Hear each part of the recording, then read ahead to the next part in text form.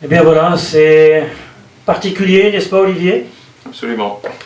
De se retrouver ensemble dans une maison qui est la tienne. Et en ce dimanche, là, 5 avril, eh bien, nous voulons être avec vous aussi. Parce qu'on espère que vous serez avec nous aussi. Alors on va chanter quelques chants, on va adorer le Seigneur ensemble. Et puis on aura la joie d'écouter Olivier, pour nous apporter la parole de Dieu. Puis on verra ce que Dieu nous dira après. Ok? On est prêt?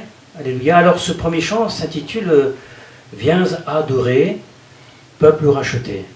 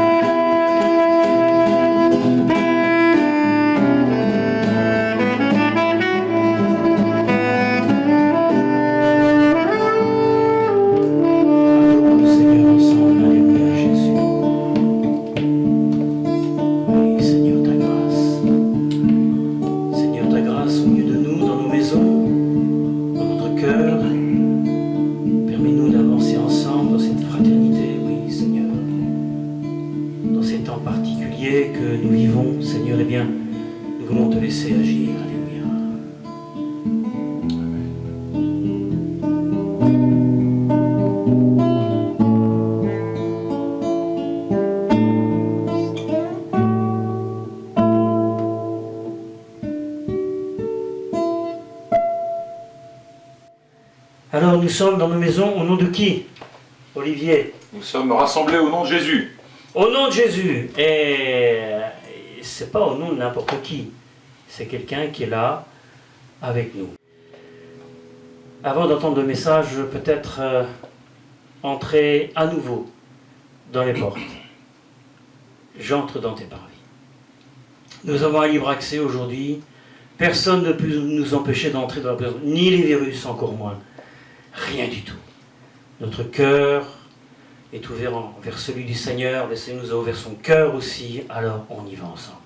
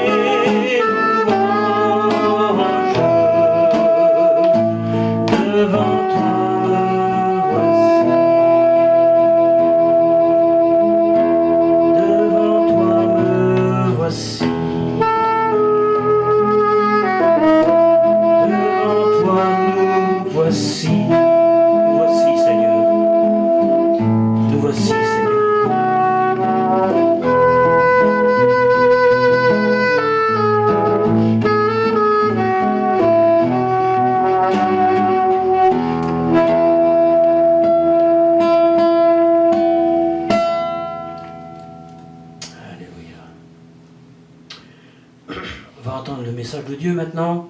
Bienvenue à Olivier, on fait sa connaissance. Olivier est un ami de longue date, on a fait un bout de chemin ensemble, n'est-ce pas? Oui. On a parlé de Dieu dans la rue, on a fait un groupe musical, on appelle ça une formation, hein, c'est ça. C'est tout ce que j'ai retenu moi. Bon voilà, c'est un excellent musicien qu'aujourd'hui, eh bien, l'édification est à l'ordre du jour. Et reconnaissant le ministère de la prédication d'Olivier, eh bien, il faudra en profiter. Et puis, pourquoi pas, une porte ouverte dans d'autres domaines encore. Alors, priez pour lui, hein.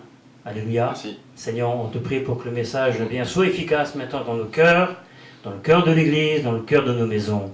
Amen. Bonjour à toutes, bonjour à tous. Très heureux de vous retrouver dans cette période un peu particulière.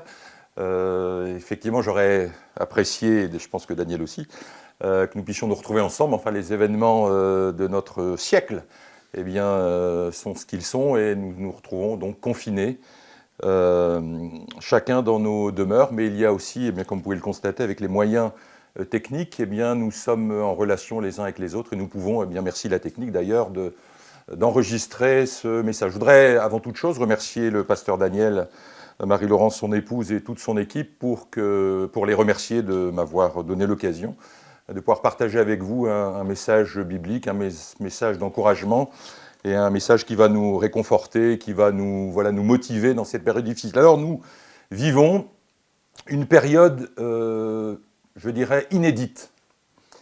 Les derniers grands événements de notre siècle, pour les plus anciens, enfin je parle du XXe siècle, c'était la Première Guerre mondiale, il n'y reste plus personne, la Deuxième Guerre mondiale, il en reste encore quelques-uns, et cette époque était compliquée quand nous partageons avec nos grands-parents, eh bien effectivement ils constatent que c'était une époque très difficile, comme jamais ils n'ont vécu. Et nous, j'ose dire que nous n'avons jamais vécu une époque similaire, mais par contre, là, ce que nous vivons, ce confinement dû à causé par ce virus, eh bien, nous amène dans une situation qui est complètement inédite. Et j'ose dire, je voudrais espérer qu'il y aura eh bien, un avant et un après. Et nous, chrétiens, ce qui est important de souligner, c'est que par cet événement, que je qualifierais quand même de compliqué, où il y a bien sûr, et nous voulons prier pour tous ceux qui souffrent, pour tous les pasteurs, mais aussi pour tous ceux qui sont dans les hôpitaux, tous ceux qui sont des soignants,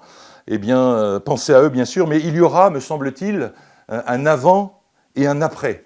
Et nous, chrétiens, eh bien, il serait bon de nous poser cette question, qu'allons-nous faire de cette situation sans tenir un discours, je dirais, apocalyptique, un discours anxiogène, mais je voudrais tout simplement, eh bien, nous puissions nous réfléchir quelques instants. Et à la lumière des Écritures, eh bien, nous allons examiner eh bien, ces événements et surtout ce que nous allons en faire. Alors, je disais il y a quelques instants qu'il y aura un avant et un après.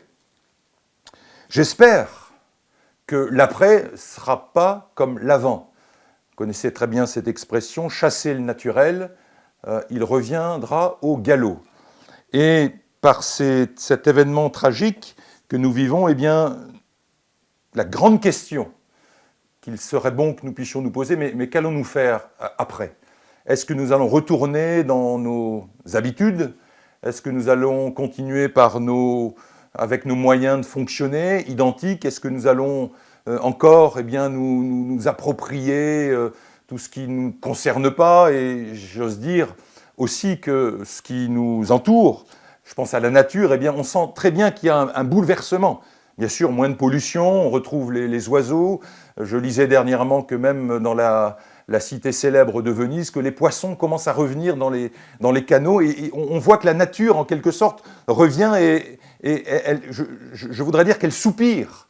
Que la nature soupire après un naturel que nous avons eh bien, par nos non-comportements de société civilisée occidentale eh bien, que nous avons eh bien, malheureusement maltraité. Alors, à la lumière des Écritures, j'aimerais eh bien, dans un premier temps demander eh bien, ce que la Bible, dans cette situation, doit nous enseigner. J'aimerais simplement prendre une première référence que nous trouvons dans le premier livre, la première épître de Paul aux Thessaloniciens, au chapitre 4 et au verset 13. Alors Paul s'adresse à l'église de Thessalonique et il dira, et j'aime beaucoup cette expression, bien sûr cette expression est à assimiler avec la résurrection des morts, si vous êtes habitué des textes bibliques. Et Paul dira ceci, « Nous ne voulons pas, frères, que vous soyez dans l'ignorance. » Alors, ce qui suit, c'est au sujet de ceux qui dorment, afin que vous ne vous affligez pas comme les autres qui n'ont point d'espérance. Mais j'aimerais que nous puissions nous poser cette première question par rapport à ce que Paul est en train de nous dire dans ce verset. Nous ne voulons pas, frères, que vous soyez dans l'ignorance. Alors, tiens, est-ce que la Bible, dans ces événements compliqués de confinement, est-ce que la Bible a à nous dire quelque chose ? Est-ce que la Bible a un message pour nous ? Bien sûr, au-delà de ce que vous pouvez visionner, je ne suis pas en train de vous donner des messages prophétiques, je ne suis pas prophète, mais effectivement, vous pouvez voir sur la toile, il existe un tas de messages, de prophéties, on ne sait pas trop, mais je voudrais rester simple et je dirais à notre niveau, à mon niveau en tout cas, de dire et de demander à Dieu, qu'est-ce que tu veux nous dire par cette expérience ? Et Paul va interpeller, et il nous interpelle.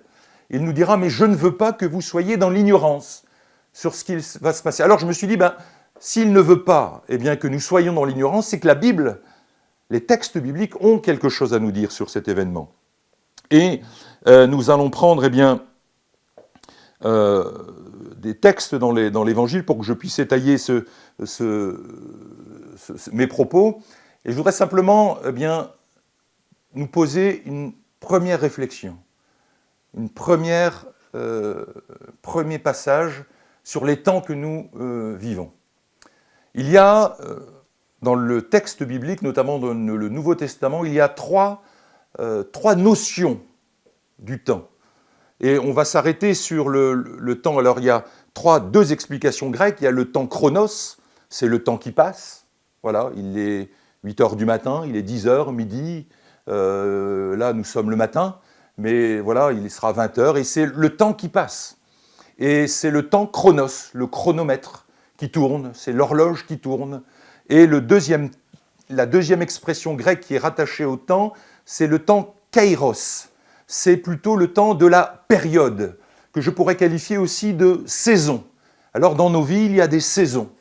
Il y a des saisons, où pour certains, c'est peut-être votre cas, ou c'est peut-être l'hiver. Et nous vivons peut-être, malgré que nous sommes dans le printemps, c'est peut-être une saison hivernale que nous sommes en train de vivre. Pour certains, c'est une saison de printemps. C'est ce que nous vivons aussi, où les fleurs commencent à refleurir, où la nature reprend ses droits, on entend les oiseaux chanter le matin, etc. Et puis, pour certains, c'est aussi l'automne. Ne parle-t-on pas d'ailleurs de l'automne de notre vie ? D'ailleurs, dans mon village, il y a une maison de retraite qui s'appelle Rose d'automne. C'est pour les personnes qui s'approchent du terme fatidique, personnes âgées. Et il y a il y a des périodes. Et dans la Bible, les textes nous disent clairement qu'il y a, me semble-t-il, 3 périodes. Il y a 3 périodes, et ce que la Bible va noter par, premièrement, le siècle présent. Et nous vivons, nous, dans ce siècle présent. Il y a, deuxièmement, le siècle à venir. C'est l'apôtre Paul qui le mentionne 2 fois. Il y a le siècle à venir. Et puis, il y a aussi ce que nous appelons l'éternité, le siècle des siècles. Et nous trouvons de nombreuses fois dans le livre de la Révélation, dans le livre de l'Apocalypse, ce terme « siècle des siècles ». Ce n'est pas ce qui va nous intéresser ce matin. Ce n'est pas non plus le siècle à venir, c'est le présent siècle.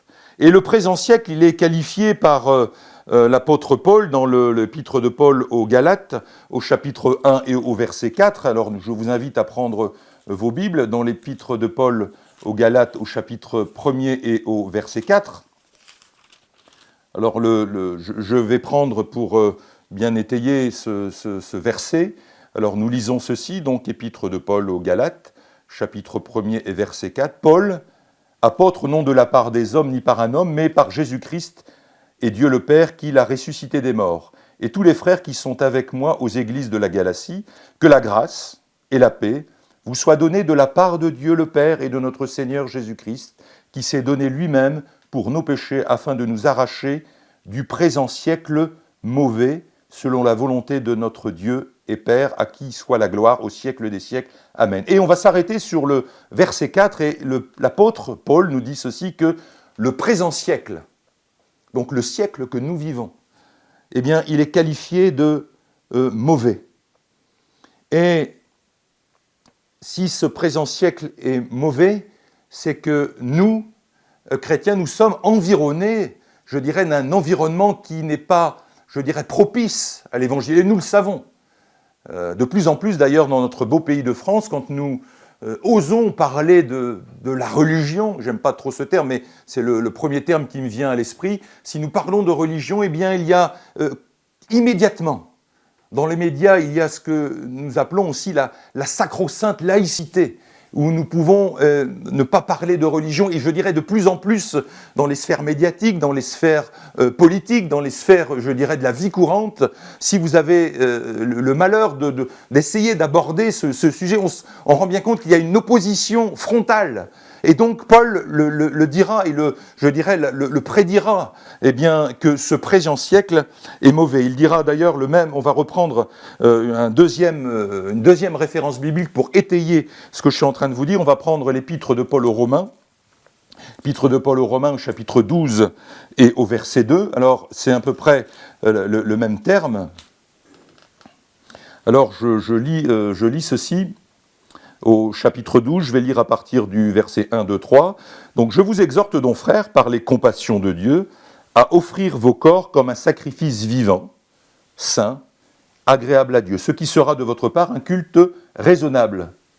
Ne vous conformez pas au siècle présent, mais soyez transformés par le renouvellement de l'intelligence, afin que vous discerniez quelle est la volonté de Dieu, ce qui est bon, agréable et parfait. » Ne vous conformez pas au siècle présent, mais soyez transformés par le renouvellement de l'intelligence. Il y a, en quelque sorte, même s'il emploie le terme le mauvais, mais il nous dit, Paul, et il nous avertit, dans ce siècle présent, ne vous conformez pas au siècle présent.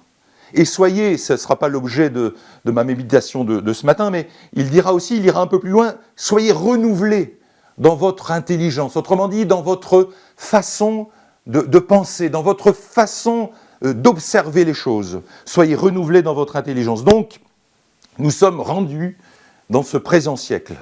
Et voilà, et Paul dira clairement que ce présent siècle est mauvais. Alors, ce que nous vivons, je vais maintenant continuer dans un texte de l'Évangile, et dans ce présent siècle qui est compliqué, eh bien, on va essayer de voir ce que les évangiles nous disent.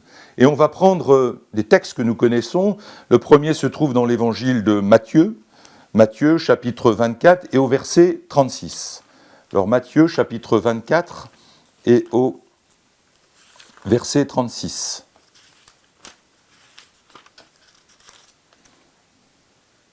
Alors bien sûr, nous sommes, je disais, rendus dans ce siècle présent, je dirais juste à la limite du siècle à venir, qui est le millénium, là où eh bien, le Seigneur Jésus régnera sur la terre. Et nous sommes, je dirais, à ce moment de jonction. Alors, je ne peux pas vous dire si c'est dans 10 ans, dans 20 ans, si c'est dans un an, peu importe, mais il y a un texte très intéressant qui fait référence dans l'Évangile et qui fait référence à un événement, je dirais, qui s'est déroulé il y a de nombreux siècles auparavant.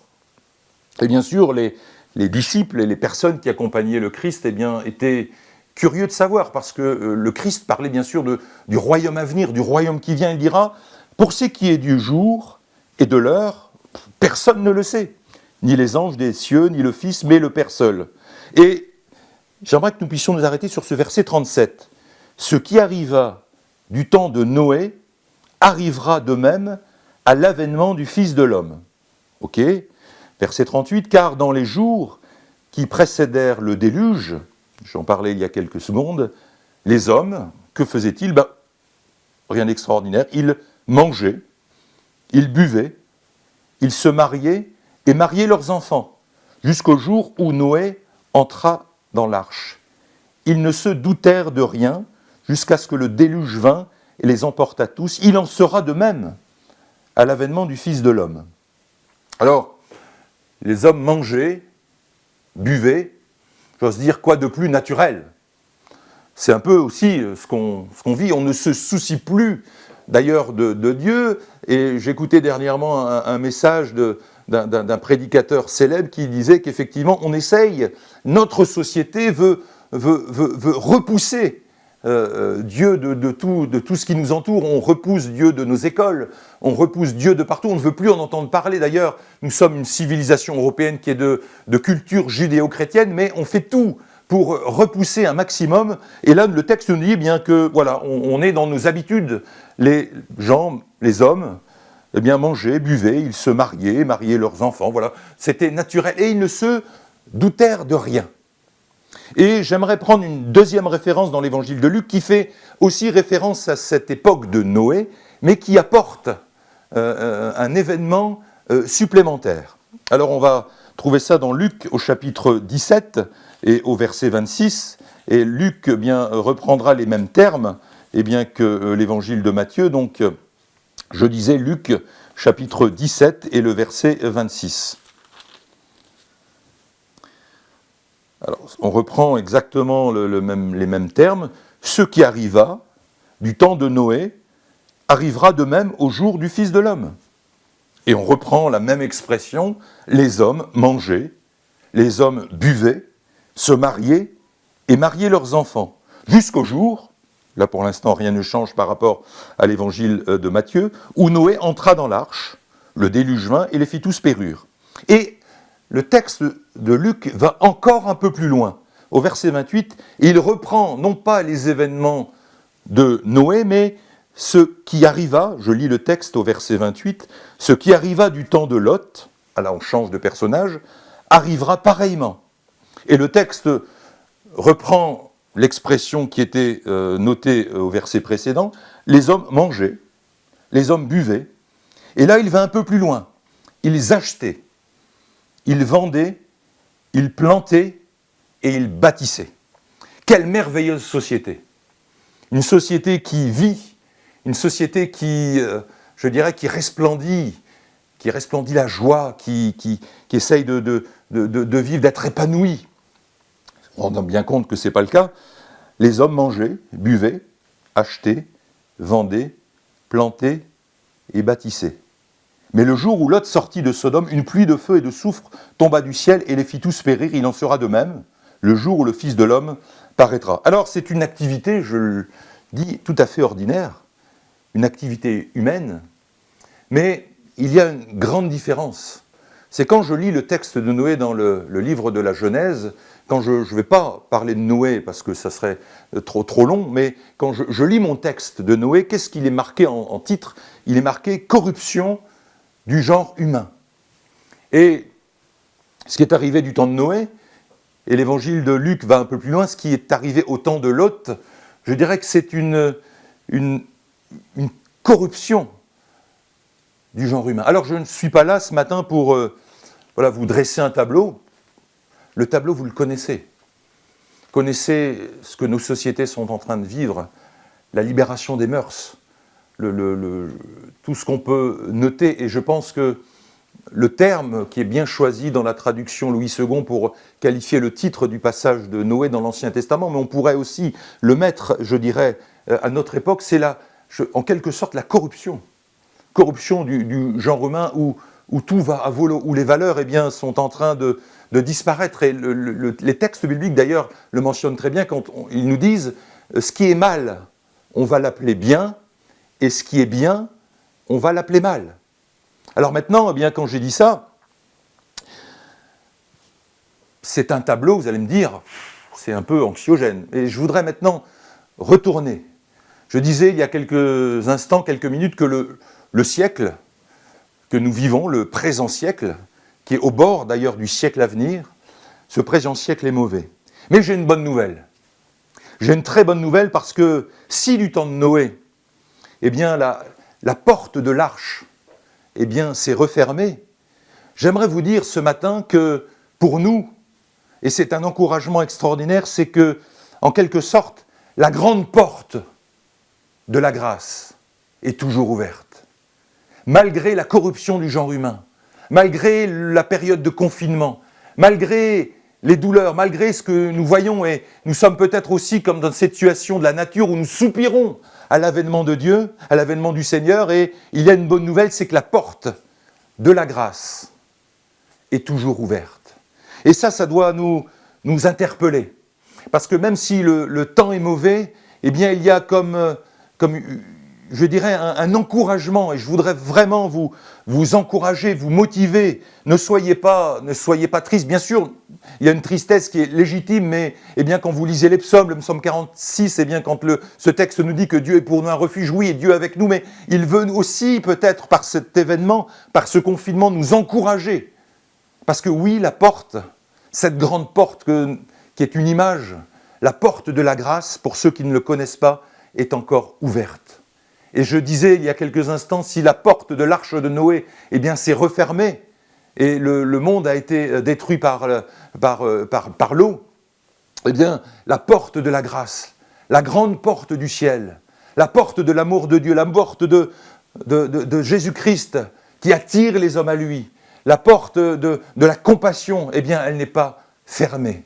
Et j'aimerais vraiment vous encourager et maintenant passer au deuxième temps de mon message pour que nous puissions eh bien, ressortir de l'écoute de ce message eh bien, encouragé. Et maintenant, eh bien, je disais, pour étayer ce que je voulais vous apporter ce matin, mais eh bien, maintenant, qu'est-ce qu'on va faire ?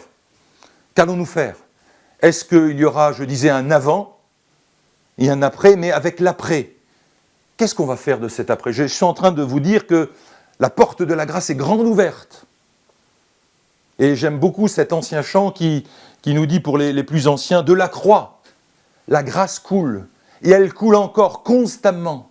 Et j'aime beaucoup cette expression qui nous dit, mais oh, venez en foule, rentrez dans l'arche, la porte est toujours ouverte, rentrez dans le royaume, rentrez dans cette situation où vous faites la paix avec votre Créateur et vous allez être transformés. Je ne suis pas en train de vous dire que rentrez dans l'arche et tout va être parfait, mais il y a un message d'espoir, il y a un message extraordinaire et très encourageant de la grâce de Dieu. Oh, la grâce, il y a un chant qui nous dit la grâce extravagante, infinie de Dieu.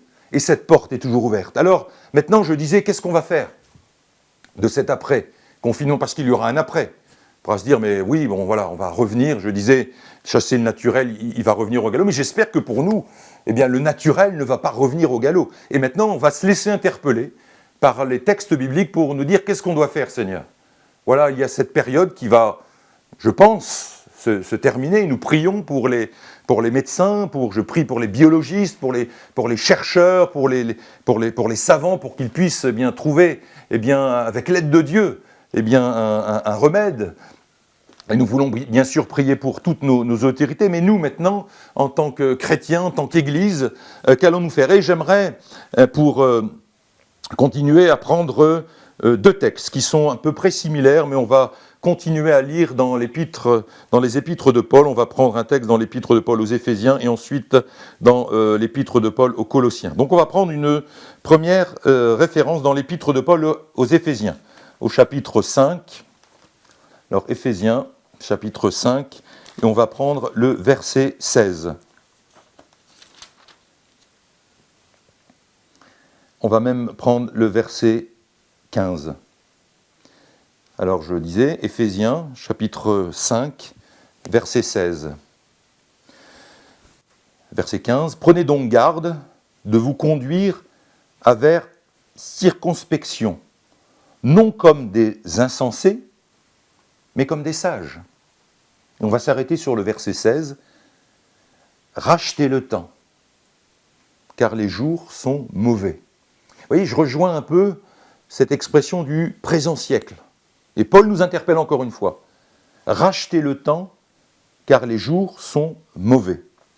Deuxième référence. Alors avant de prendre ma deuxième référence, j'aimerais prendre une autre traduction qui est aussi intéressante. Je crois que c'est la traduction œcuménique de la Bible. On va prendre à partir donc Éphésiens 5, chapitres 15 et 16. Soyez vraiment attentifs à votre manière de vivre.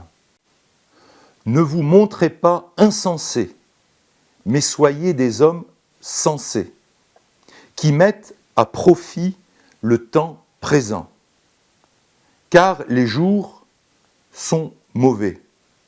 Ne soyez donc pas inintelligents, mais comprenez bien quelle est la volonté du Seigneur. Vous voyez, c'est une expression un peu différente, mais il nous parle toujours de ce rachat, du rachat du temps. La deuxième référence que j'aimerais prendre avec vous se trouve dans l'épître de Paul, toujours aux Colossiens, l'épître de Paul aux Colossiens, au chapitre 4 et au verset 5.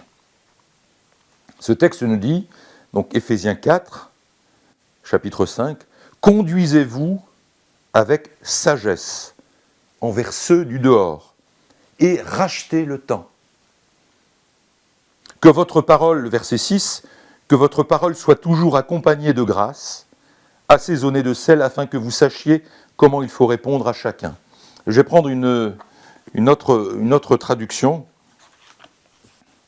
Donc au verset 5, donc c'est, je disais, une traduction œcuménique de la Bible avec les intermédiaires en grec. Alors, regardez ce qu'ils nous disent. « Trouvez la juste attitude à l'égard des non-chrétiens. Saisissez l'occasion que vos propos soient toujours bienveillants, relevés de sel, avec l'art de répondre à chacun comme il faut.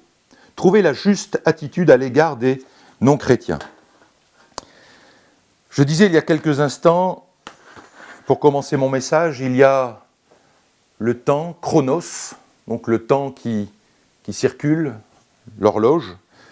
Il y a le temps kairos, qui est plutôt les périodes, les saisons, et le texte que nous venons de lire 2 fois dans la traduction Louis II nous parle de racheter le temps. Il ne nous est pas dit d'acheter le temps.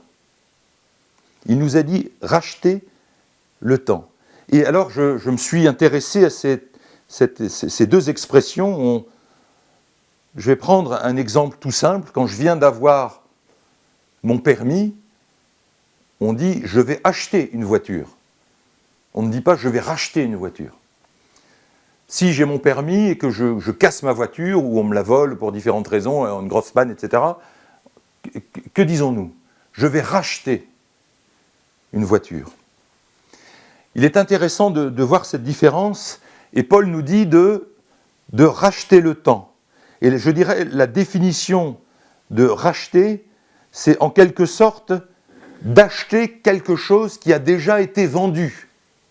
Alors, je ne sais pas si vous me suivez bien, et le contraire de racheter, une définition que j'ai trouvée toute simple, c'est le contraire de gaspiller.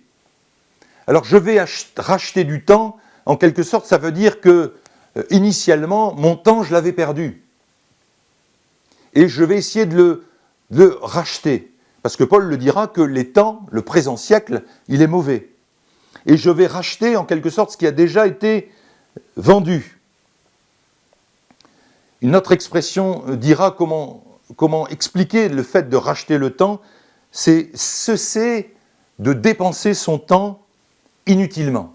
Et c'est là, en quelque sorte, le cœur de cet après-confinement. Et je voudrais vraiment vous encourager à comprendre ce que j'essaye bien imparfaitement avec mes mots, d'essayer de comprendre ce que signifie de racheter le temps. Ne sommes-nous pas, nous aussi, des rachetés du Seigneur ? Nous étions perdus, je dirais vendus à ce siècle, et au lieu de dire que le Seigneur nous a achetés, non, il n'est pas dit ceci, le Seigneur nous a rachetés. Nous sommes les rachetés. Et en quelque sorte, le terme est très intéressant parce qu'il signifie que notre temps, nous l'avons peut-être perdu par peut-être des discussions inutiles, peut-être par une organisation, peut-être par des habitudes, peut-être aussi que ce que je qualifierais de suractivité évangélique. Mais il est important dans cet après que nous allons vivre, peut-être au mois de mai, peut-être au mois de juin, peut-être à la rentrée, où il y aura peut-être cet après, et je l'espère, j'espère surtout pas que nous allons revenir à nos anciennes habitudes, mais que nous puissions être interpellés. Parce que dans ce temps qu'il va nous être proposé, c'est aussi je voudrais rejoindre ce que je disais il y a quelques instants, c'est que la porte de la grâce est toujours ouverte. Et si la porte de la grâce, elle est toujours ouverte, ça doit nous interpeller quand Paul nous dit, bien, rachetez le temps parce que, en quelque sorte, le temps est compté. Et les événements, je ne suis pas un spécialiste en eschatologie, mais tout nous montre que nous nous approchons. Alors vous allez me dire, bah oui, c'est tout à fait logique, demain nous serons plus proches que hier, effectivement, c'est très, très logique, mais il me semble, par les événements, il faut simplement lire les prophéties bibliques, et vous achetez un tas de bouquins, vous allez comprendre qu'effectivement nous nous approchons, et quand je disais, par rapport à l'époque de Noé, à la corruption du genre humain en quelque sorte, eh bien les temps approchent, et la porte est toujours ouverte. Alors, Paul nous interpelle en disant, mais la porte est ouverte, mais rachetez le temps. Et il y a eu un très bon film qui est paru il y a quelques mois, et il est passé à la télé, je crois, dimanche soir. Je ne sais pas si vous l'avez vu, c'était un excellent film qui parlait de la Deuxième Guerre mondiale, et le titre c'était « Tu ne tueras point ». Et j'ai bien aimé, au-delà peut-être des images qui étaient très dures, mais l'image de ce soldat qui refusait de prendre les armes, hein, je ne vais pas vous retracer toute l'historique de ce film, mais à un moment donné, j'ai été touché dans mon cœur.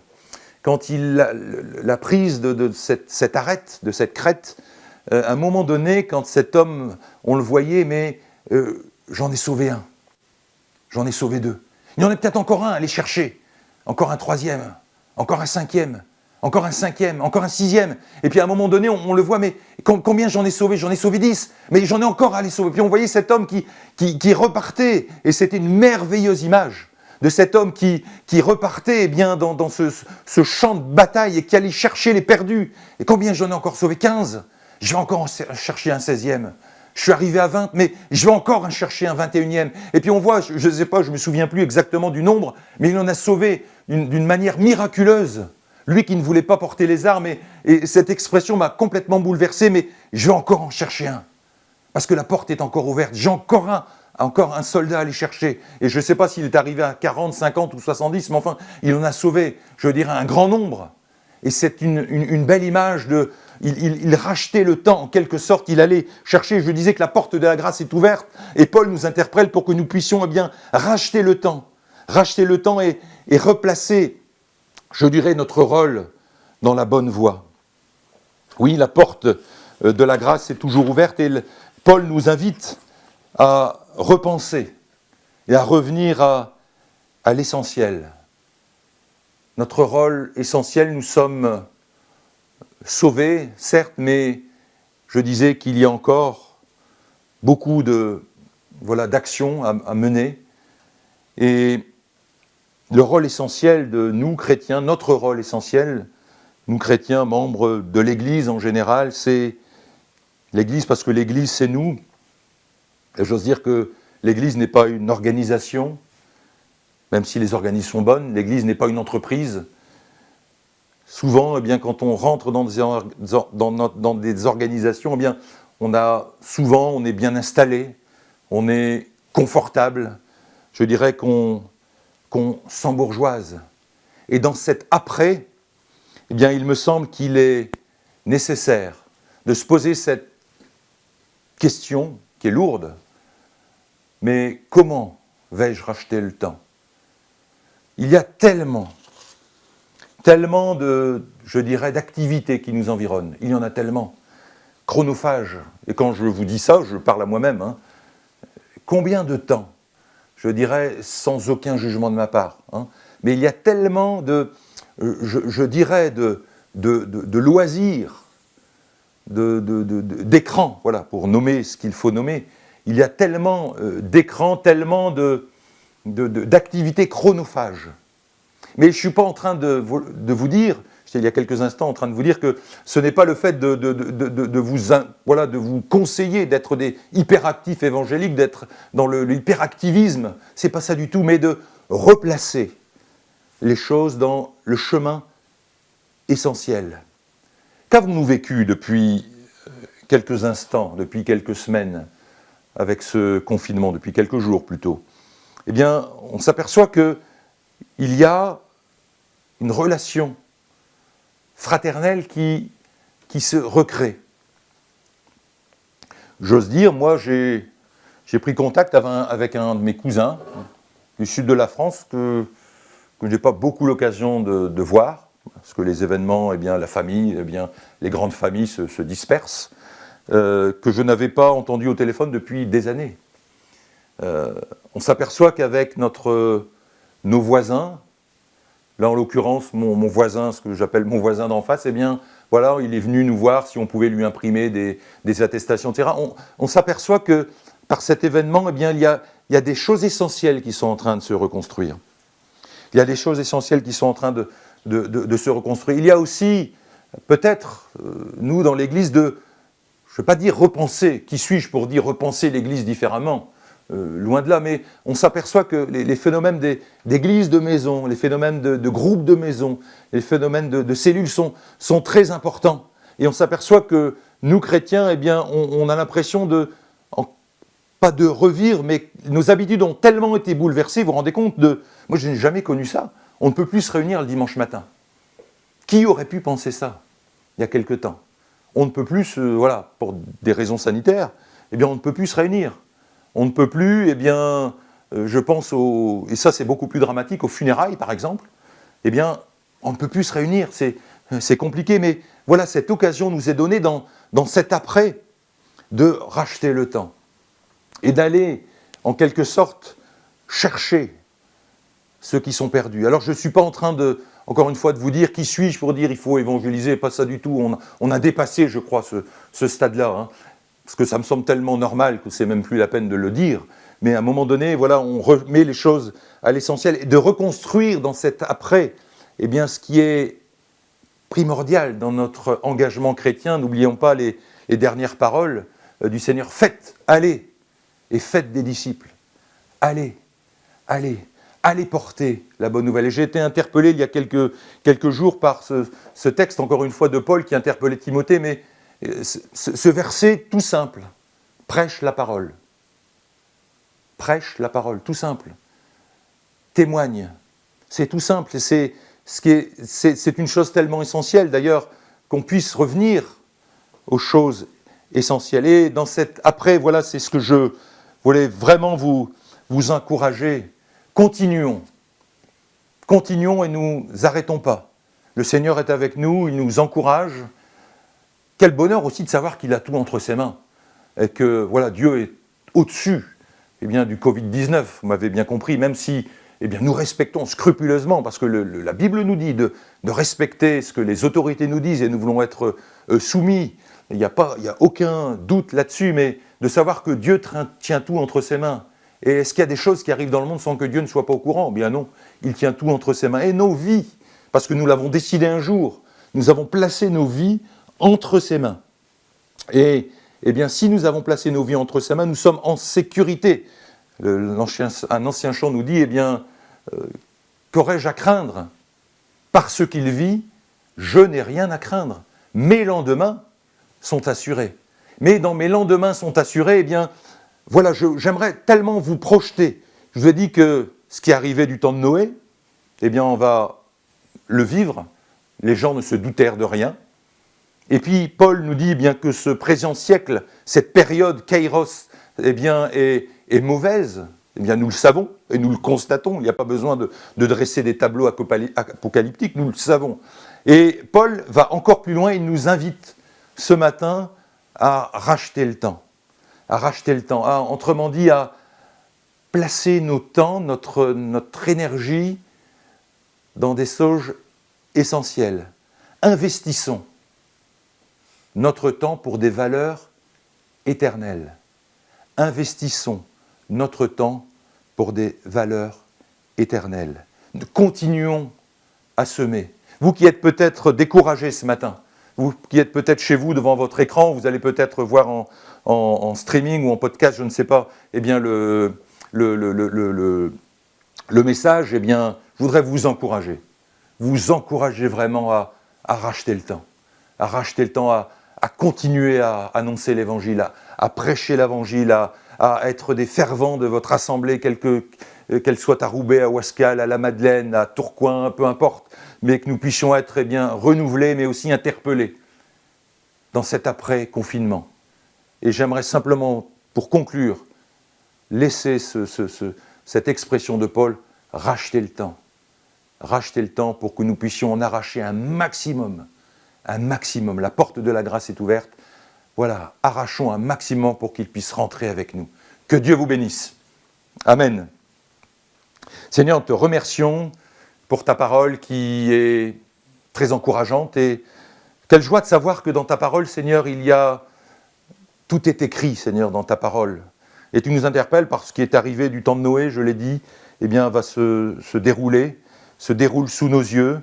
Et Paul nous interpelle par ce présent siècle qu'il qualifie de mauvais, mais il y a cette grâce, Seigneur, ce bonheur aussi, cet encouragement de savoir que la porte n'est pas fermée. Et tu nous interpelles, Seigneur, à racheter le temps, aller en quelque sorte reprendre, ne pas gaspiller notre temps inutilement, mais vraiment à penser à en faire rentrer un maximum, Seigneur, dans l'arche, dans ce royaume qui vient, Seigneur. Nous te remercions, te louons par ta parole. Et je te prie de bénir, Seigneur, l'église de Roubaix, qu'elle puisse être encouragée, qu'elle puisse être, je dirais, motivée comme tout à nouveau pour que l'après-confinement ne soit plus comme avant. Nous ne voulons pas que ce soit comme avant, Seigneur, nous voulons être renouvelés parce que conscients que tu as quelque chose à nous dire. Tu as toujours quelque chose à nous dire, Seigneur, par ta parole. Merci, mon Dieu, que ton nom soit béni. Amen. Merci Olivier pour ce message qui nous a édifiés. Moi j'ai été interpellé par les différentes sources que tu nous as apportées. Il y a beaucoup à faire. Oui, qu'est-ce qu'on va devenir après ce confinement? Dieu le sait. Mais une chose est sûre, sans doute que notre communion va se renforcer en largeur, en profondeur, en hauteur, afin qu'on puisse avancer ensemble dans une marche commune, pourquoi pas. Peut-être Dieu nous demandera de ne plus avoir de dénomination. Parce qu'apparemment, là-haut, il n'y en aura pas. Ce sera le royaume de Dieu. Alors, tu as prononcé ces paroles importantes. Je n'ai rien à craindre. Et on connaît ce chant, vous et moi, par ce qu'il vit, je n'ai rien à craindre. Maintenant et demain. Hier, c'était hier. Amen.